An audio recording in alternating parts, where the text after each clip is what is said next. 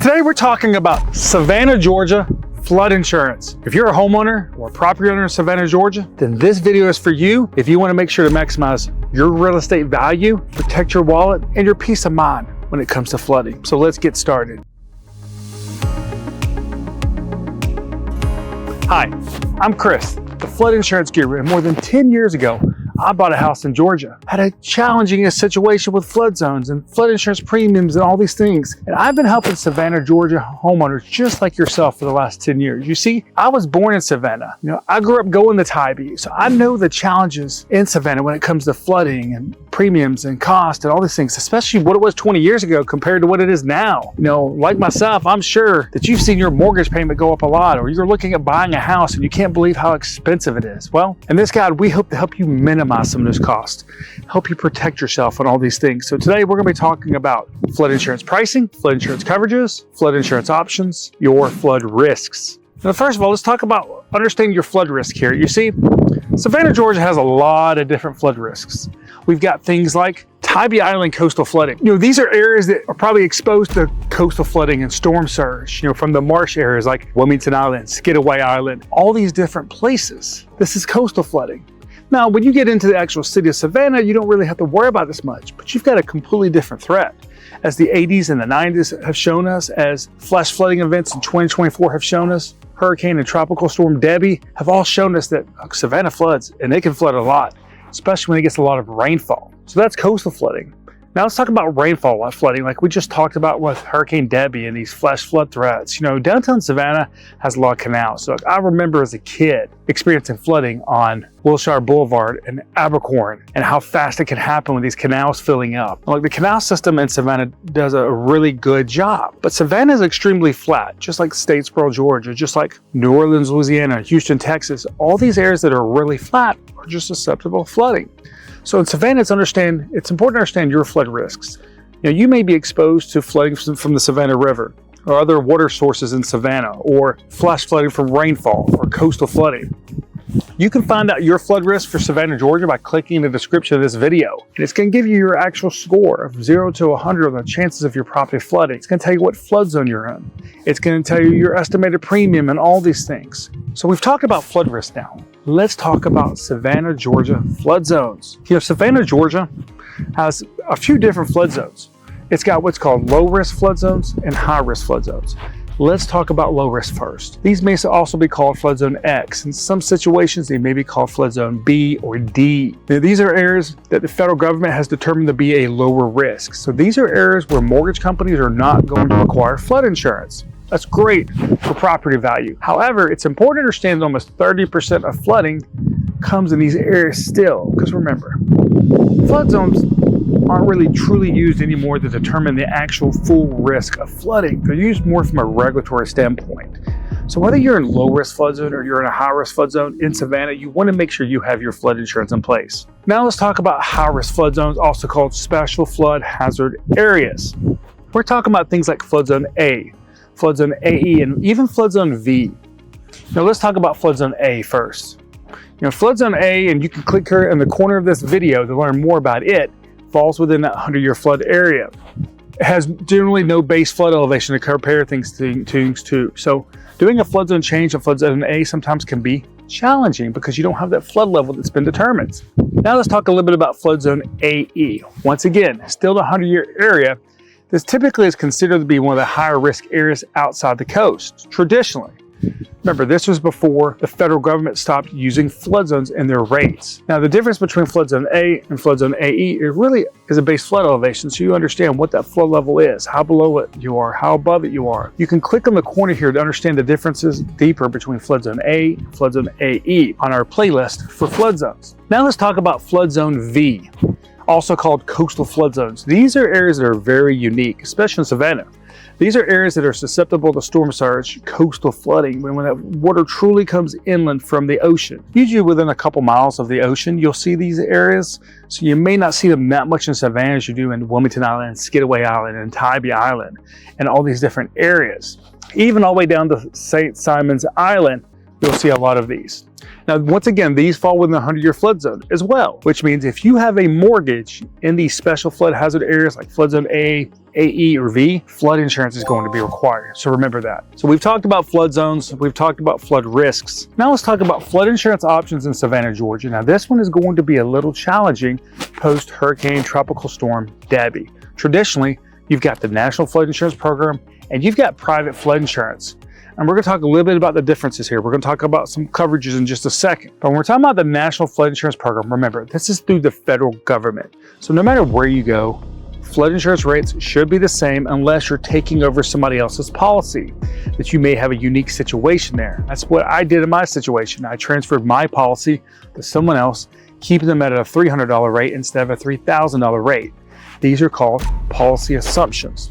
You can click up here in the corner of this video to learn more about policy assumptions. Now with private flood insurance, rates can be all different depending on the risk, depending on how the carrier looks at things, who the reinsurance company is. Like we may be talking about a Lloyds of London here that is reviewing things to determine what the risk is, if they're willing to go on that risk. Now, post-Hurricane Tybee and the flash flood event in August and July of 2024, you're going to see a lot of private companies that probably pull out of Savannah temporary, or they're limiting coverage because of all the flood losses in Savannah. So you may already have a flood insurance policy in Savannah, and you may be even getting a non-renewal from your private flood insurance company saying either they're no longer going to be insuring that area or they're no longer going to insure you after this risk. So you want to pay attention to that when looking at these two different options.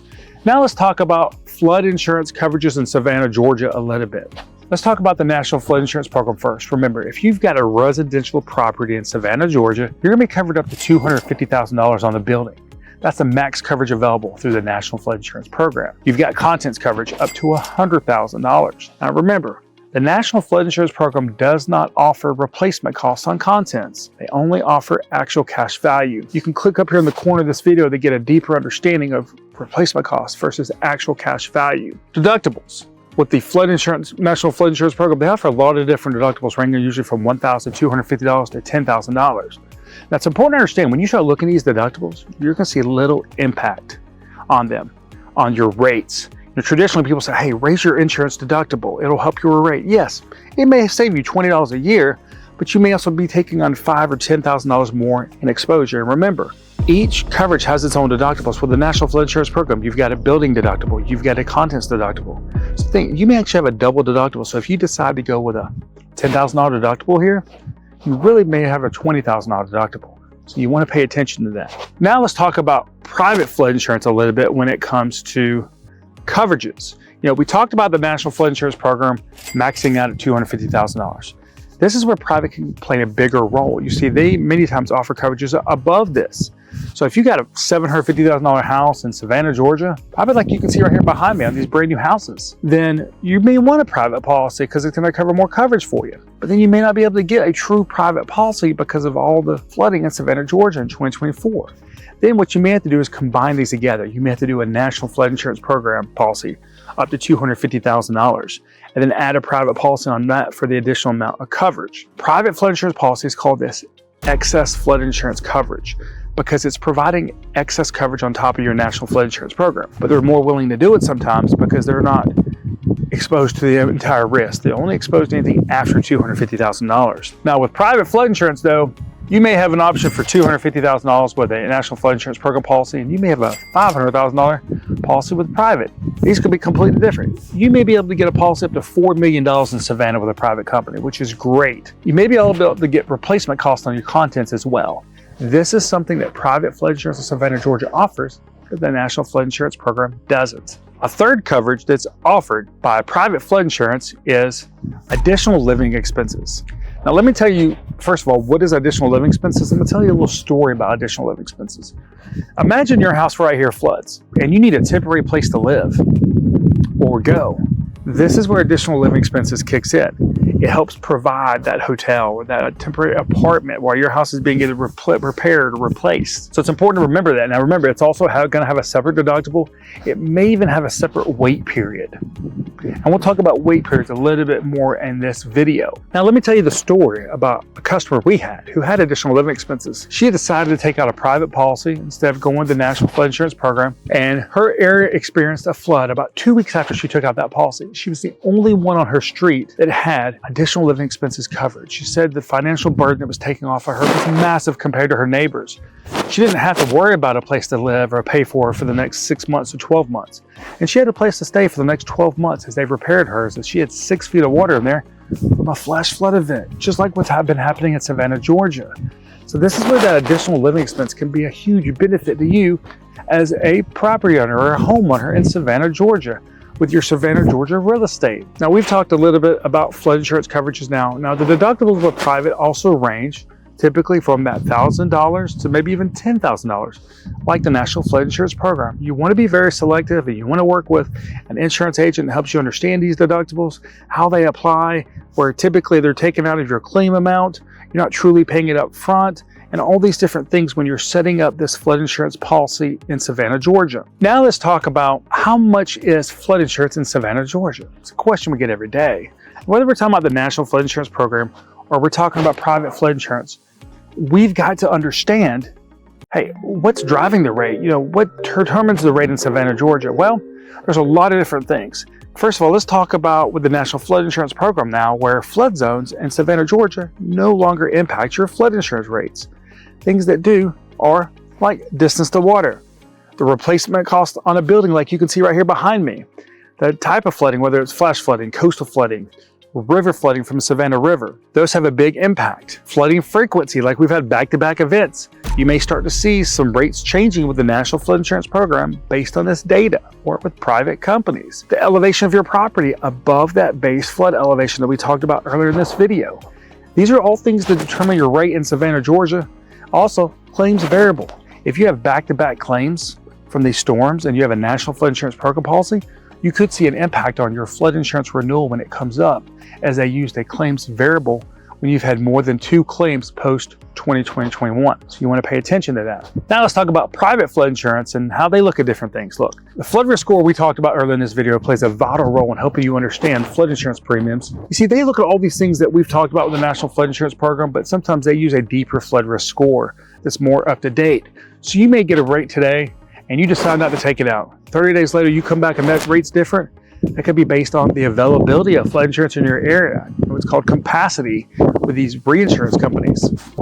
So it's important that you remember that when we're looking at how much flood insurance is going to cost. The average price that we see for flood insurance is between $800 and $1,000 a year. Does that mean you're not going to pay more? No. Does that mean you're going to pay less? No, not at all. This just means on average. Now, the national average for flood insurance usually falls around $800 a year. But in Savannah, it's a little bit higher because you're in some of those coastal areas or the flooding frequency. So if you're paying a much more than that, you may want to take a look at your flood insurance policy. You can do that by clicking in the description of this video, where we do a quick policy review for you to help you understand these different things. So maybe you have a renewal coming up. Maybe you need to make some adjustments to an existing policy. And I'll tell you a quick story about a property owner we had, where they discovered that their policy had actually been written incorrectly for the last 5 years. Now, thankfully, we were able to go back, do a 5-year look back with the federal government, show them the correction, help them get some money back. But these are issues we see people have every day in Savannah, Georgia, where a policy may have been written incorrectly and someone wasn't paying attention or wasn't sure what to do here, and the property owner ended up being out a lot of money. But you don't have to be. You can do that review to understand that. So we've talked about a lot of different things so far in this video. Now let's go back and look at, we've talked about flood risks. We've talked about flood zones. We've talked about flood insurance coverages, your flood insurance options, what the cost of flood insurance in Savannah, Georgia should be. Now, it's important that you understand all these things if you live in Savannah, Georgia. But something else that you're going to ask about, especially if you're looking at purchasing Savannah, Georgia real estate, is how to find flood loss history on my property. Look, if you're looking at buying a house in Georgia, you want to make sure you speak with your real estate agent in Savannah, Georgia about this.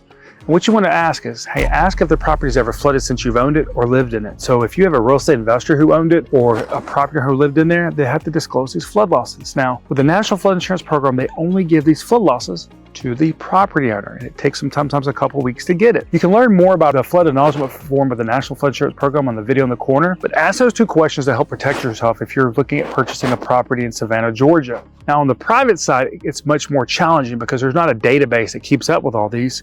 So this is where these 2 questions come into play, especially with Georgia with being a property disclosure state where they have to disclose these things typically by law. You want to make sure you work with a real estate agent to make sure the property disclosure laws in the state of Georgia are being followed. So we've discussed all these different things now in this video. Now, how much flood insurance do you need in Savannah, Georgia? It's a question we get asked every day, and we want to make sure to get it answered in this video, in this guide for flood insurance in Savannah, Georgia. So when looking at how much coverage you need, what you want to look at, hey, what is the actual replacement costs of my home? You know, what's my loan for? You want to be cautious of just taking out a policy for a loan amount, because then it could default to an actual cash value. And come claims time, you could be really disappointed here. We had this happen with a property owner in Texas who had decided to take out an actual cash value policy with someone else without realizing it. She was getting $15,000 claim checks instead of closer to $75,000. So you want to make sure that you insure your property for at least 80% of the replacement cost or the max coverage available with the National Flood Insurance Program, so that you could get that replacement cost up to $250,000 on the National Flood Insurance Program policy. If you're taking out a private policy, you want to make sure to include 80 to 90% of replacement so you can get up to replacement costs. So you may have $1 million in coverage,